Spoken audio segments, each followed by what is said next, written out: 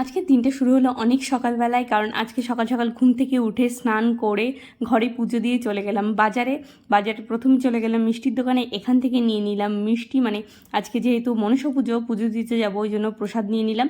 তারপরে নিয়ে নিলাম সরা আর নিয়ে নিলাম কলা।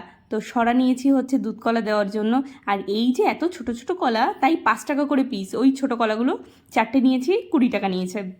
আর আজকে রাস্তার সাইড দিয়ে এত সুন্দর পুরো মূর্তি বিক্রি হচ্ছিল, দশকর্মা বিক্রি হচ্ছিল, কি ভালো যে লাগছিল। তারপরে আমরা গুছিয়ে নিলাম পুজো দিতে যাওয়ার জন্য।